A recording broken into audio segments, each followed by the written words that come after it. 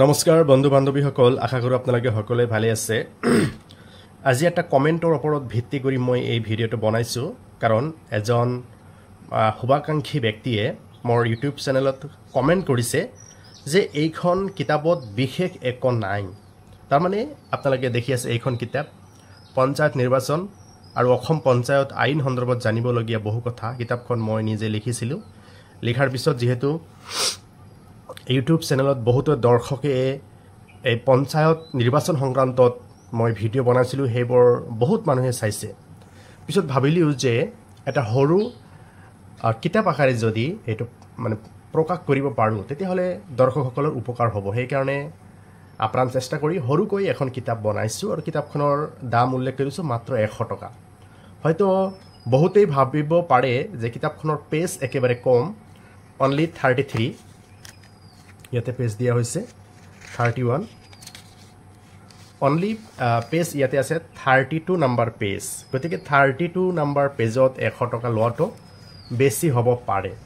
কিছুমানে হয়তো এইটো ভাবিব পাৰে, কিন্তু মই ভাবোঁ যিহেতু ইয়াত আইনৰ কথা, গতিকে আইনৰ এটা কথা যদি আপোনালোকে জানিব পাৰে এই কিতাপৰ পৰা, গতিকে 100 টকা নাথিং। গতিকে 100 টকা অপচয় কৰিলে বিশেষ একো ক্ষতি নহয় বুলি মই ভাবোঁ। এতিয়া দৰ্শকসকল, আপোনালোকৰ কথা আপোনালোকে কি ভাবে ভাবক। তো বিশেষ কমেণ্ট কৰা ব্যক্তিজন হৈছে জাকিৰ হুছেইন। নিশ্চয় তেখেতে কিতাপখন পঢ়িছে। মোৰ ৰেজিষ্টাৰ বহীত উল্লেখ আছে জাকিৰ হুছেইন এটা অৰ্ডাৰ কৰিছিল বিশ্বনাথ চাৰিআলিৰ পৰা। যিয়ে নহওক, অনলাইনত মই এই কিতাপখন চেল কৰিছোঁ অলৰেডি আপোনাৰ 35। মোৰ এয়া ৰেজিষ্টাৰ বহি ইয়াত উল্লেখ আছে।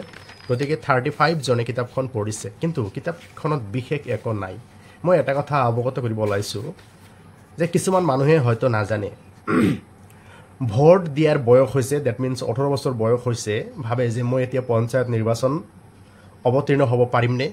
এতিয়া গাঁও পঞ্চায়তৰ নিৰ্বাচনত কেণ্ডিডেট হ'বলৈ 18 বছৰ নে 21 বছৰ লাগে, এই কথাটো কিন্তু বহুতেই নাজানে। ইয়াৰ উত্তৰটো হৈছে 21 বছৰ লাগে। এই কথাটো কিন্তু এই কিতাপত আছে।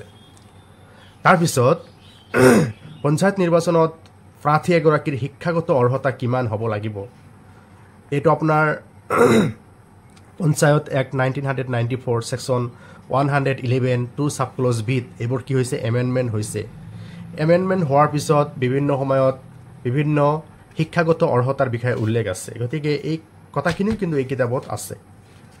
তাৰপিছত আপোনাৰ বাল্য বিবাহৰ ক্ষেত্ৰত আইনবোৰ কেনেকুৱা আৰু কেতিয়াৰ পৰা বাল্য বিবাহ বলবৎ হ'ব, এই কথাখিনি এই কিতাপত আছে।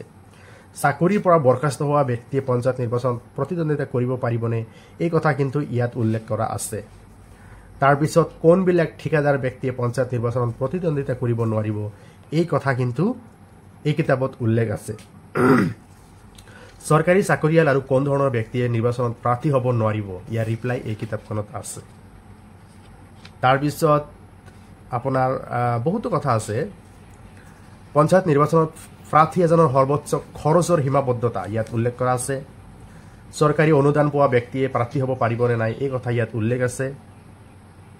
নিৰ্বাচিত প্ৰতিনিধিৰ দৰমহা মাননি কিমান হ'ব, এই কথা ইয়াত উল্লেখ আছে। আৰু এটা কথা উল্লেখ আছে যে পঞ্চায়তৰ সভাপতি উপসভাপতিৰ বিৰুদ্ধে কেতিয়া অনাস্থা প্ৰস্তাৱ আনিব, এই কথাখিনি উল্লেখ আছে। লগতে কিন্তু ইয়াতে ছেকশ্যন উল্লেখ আছে, ধাৰাবোৰ উল্লেখ আছে।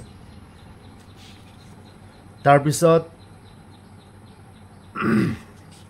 আৰু উল্লেখ আছে, ছাপ'জ পঞ্চায়ত নিৰ্বাচনত কেণ্ডিডেটসকলে শপতনামা দিলে যে মোৰ 2জনতকৈ অধিক সন্তান নাই, নিৰ্বাচিত হোৱাৰ পিছত যদি আৰু এজন সন্তানৰ জন্ম হয় তেতিয়াহ'লে কি হ'ব, ক'ত অভিযোগ দিব, কেনেকৈ পদৰ পৰা বৰখাস্ত কৰিব পাৰিব, এই কথা কিন্তু এই কিতাপখনত উল্লেখ আছে। ইয়াতে অনাৰেবল গুৱাহাটী হাইকোৰ্টত 5-6টামান কেছ হৈছিল, ইয়াতে উল্লেখ কৰিছোঁ। গতিকে সেইবোৰ পঢ়িলে ব্যক্তি এজনৰ পঞ্চায়ত আইন আৰু পঞ্চায়ত নিৰ্বাচন সম্পৰ্কে বহুত কথা জানিব পাৰিব। গতিকে কি কাৰণে জাকিৰ হুছেইন ডাঙৰীয়াই উল্লেখ কৰিলে যে কিতাপখনত বিশেষ একো নাই। তো যিবিলাকে অলৰেডি 35 জন ব্যক্তিয়ে কিতাপখন অনলাইনত অৰ্ডাৰ কৰি লৈছে, আপোনালোকে আপোনালোকৰ কমেণ্টবোৰ জনাব। আচলতে কিতাপখনৰ জৰিয়তে আপোনালোকৰ কিবা লাভৱান হৈছে নে নাই, কিতাপখন পঢ়ি আপোনালোকৰ উপকৃত হৈছে না নাই এই কথাখিনি জনাব। ধন্যবাদ। Have a nice day.